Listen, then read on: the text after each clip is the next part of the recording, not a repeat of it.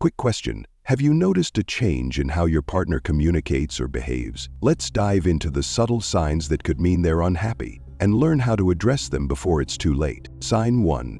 Reduced eye contact and physical affection. One of the clearest signs of emotional distance is a decrease in physical affection or eye contact.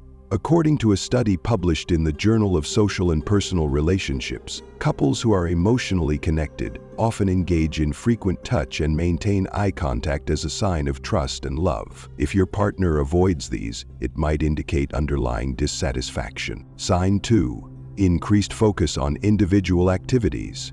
Has your partner started spending more time on solo hobbies or with friends and less time with you? While personal space is healthy, an excessive shift toward individual pursuits can signal emotional withdrawal. A report from Psychology Today explains that distancing behaviors often indicate dissatisfaction or unresolved feelings. Sign 3. Change in communication patterns. Do your conversations feel shorter or less meaningful? If your partner seems disinterested in sharing their thoughts or avoids deeper discussions, this could be a red flag. The Gottman Institute, renowned for its research on relationships, highlights that open and consistent communication is a cornerstone of happy partnerships. A sudden drop in this area may point to unhappiness. Sign 4. Frequent irritability or emotional outbursts. Emotional strain often manifests as irritability over minor issues. If your partner reacts strongly to trivial matters, it could be a sign of deeper frustrations. Research in the American Journal of Family Therapy states that suppressed unhappiness frequently surfaces as anger or impatience. Sign 5.